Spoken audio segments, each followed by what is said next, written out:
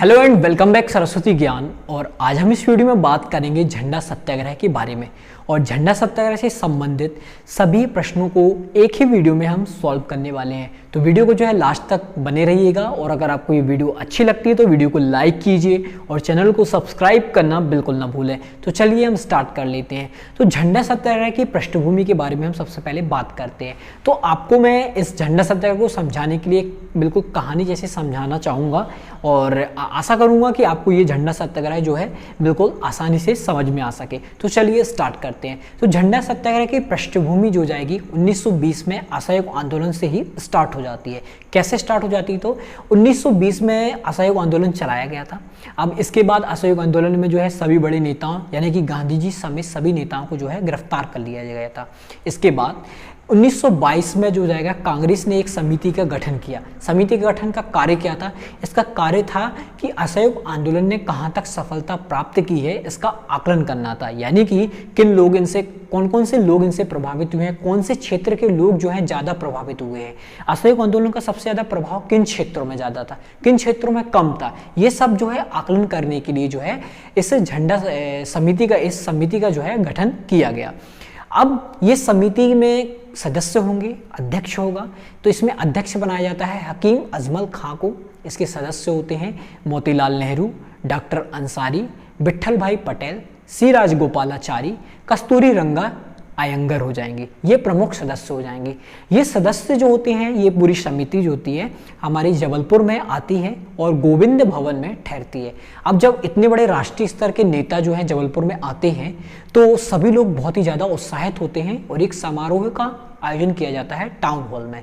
Town hall में समारोह का आयोजन किया जाता है और जो है उन्हें अभिनंदन पत्र भेंट किए जाते हैं। और उत्साह में वो क्या कर देते हैं, ब्रिटिश शासन का जो झंडा होता है यूनियन जैक, उसको उतारकर वो अपने तिरंगे झंडे को फहरा देते हैं। यानी कि जब ये खबर जो है पूरे राष्ट्र में फैलती है, यहाँ तक कि लंदन की पार्लियामेंट में भी ये बात जब पता चलती है तो उस समय जो है हमारे भारत के जो सचिव थे लॉर्ड विंटरटन, तो उनसे इस चीज़ का जो है जवाब मांगा जाता है। तो वह इस को जवाब देने में जो है अपने आप को असमर्थ पाते हैं। यानी कि इसका जवाब देने में जो है बहुत समय लग जाता है और वह ब्रिटिश पार्लियामेंट में जो है यह आश्वासन देते हैं कि ऐसा अब कभी नहीं होगा। ये तो हमारे फर्स्ट समिति का कार्य हो गया कि फर्स्ट समिति ने क्या क्या हुआ। अब इसके बाद 1923 में एक और सेकंड समिति बनाई जाती है। सेकंड समिति बनाई जाती है जिसमें डॉक्टर राजेंद्र प्रसाद हो जाएंगे, सी राजगोपालाचारी हो जाएंगे, जमनालाल बजाज हो जाएंगे और देवदास गांधी हो जाएंगे। अब ये माना जाता है कि ये सेकंड समिति में ये प्रमुख सदस्य थे। अब प्रमुख सदस्य ये समिति भी फिर आती है जबलपुर जब ये आती है तो उसी समय जो होते हैं हमारे म्युनिसिपैलिटी के अध्यक्ष जो हैं कंछेदी लाल जो हो जाएंगे चुने जाते हैं। तो कंछेदी लाल जो हैं उस समय हमारे जबलपुर के जो डिप्टी कमिश्नर हैमिल्टन थे, हैमिल्टन से जो है टाउन हॉल में जो है झंडा फहराने की जो है अनुमति मांगते हैं और अनुमति जो है हैमिल्टन देने से मना कर देता है। और यहीं से जो है झंडा सत्याग्रह का प्रारंभ माना जाता है। यानी कि यहाँ से झंडा सत्याग्रह प्रारंभ हो जाता है। लेकिन अब इसी के कुछ समय पश्चात जो जाते हैं कांग्रेस के जो है अध्यक्ष पंडित सुंदरलाल को चुना जाता है।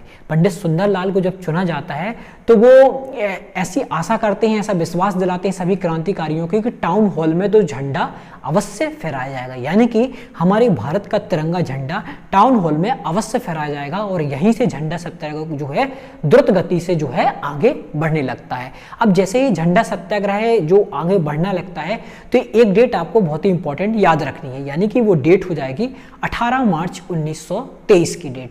ये डेट अगर पूछी जाए तो इस दिन जो है हमारे जबलपुर में टाउन हॉल में झंडा को फहराया गया था। कौन कौन फहराया गया था जब ये झंडा सत्याग्रह किया जा रहा था? तो इसके प्रमुख नेतृत्वकर्ता अगर हम बोल सकते हैं तो प्रमुख नेतृत्वकर्ता के रूप में अगर पूछा जाए तो इसमें हो सकता है पंडित सुंदरलाल को अगर बोले तो कई जगह पर आपको देखने को मिलेगा कि देवदास गांधी कर रहे थे झंडा सत्याग्रह का नेतृत्व। तो कई जगह मिलता है डॉक्टर राजेंद्र प्रसाद मिल सकता है आपको। इनके साथ साथ कुछ सदस्य भी थे जैसे कि प्रेमचंद्र जैन हो जाएंगे, खुशहाल जैन हो जाएंगे, सुभद्रा कुमारी चौहान हो जाएंगी, माखनलाल चतुर्वेदी हो जाएंगे, बाल मुकुंद त्रिपाठी हो जाएंगे, परमानंद जैन हो जाएंगे। ये सब लोग जो है झंडा सत्याग्रह को करते हैं। और 18 मार्च 1923 को जो है प्रेमचंद्र जैन, जो कि दमोह से रहने वाले थे, उन्होंने जो है टाउन हॉल में जो है झंडा को फहरा दिया। अब जो झंडा को फहरा देते हैं तो जब जबलपुर में ये झंडा सत्याग्रह से उत्साहित होता है, ये जबलपुर से निकलता है ये सत्याग्रह, तो पूरे देश में फैलने लगता है। तो देश में अगर राष्ट्रीय स्तर की बात की जाए कि झंडा सत्याग्रह राष्ट्रीय स्तर पर कहाँ से प्रखर यानी कि फैला सभी जगह, तो वो हो जाएगा नागपुर। और नागपुर भी उस समय जो हो जाएगा हमारे जो है मध्य प्रदेश में ही आता था, है ना। तो नागपुर में उस समय नेतृत्व किसने किया था, तो वल्लभ भाई पटेल ने किया था। तो 18 जून को जो है राष्ट्रीय स्तर पर इसने जो है मान्यता प्राप्त की, राष्ट्रीय स्तर पर जो जाएगा झंडा सत्याग्रह का जो है शुरू हो चुका था। तो इसलिए 18 जून को जो है झंडा दिवस के रूप में मनाया जाता है। और ऐसा माना जाता है कि 17 अगस्त 1930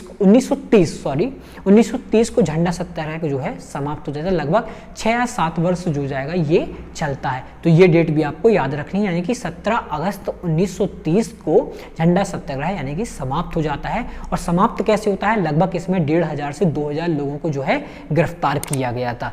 तो मैं आशा करता हूं कि आपको झंडा सत्याग्रह बहुत ही आसानी से समझ में आ गया होगा। और अगर आपको ऐसी वीडियो चाहिए तो हमारे चैनल को सब्सक्राइब कीजिए और नोटिफिकेशन के लिए बेल आइकन को दबाना बिल्कुल भी ना भूलें, जिससे हमारी जो आने वाली नई वीडियो रहेगी उसका नोटिफिकेशन सबसे पहले आपको मिल सके। जय हिंद दोस्तों।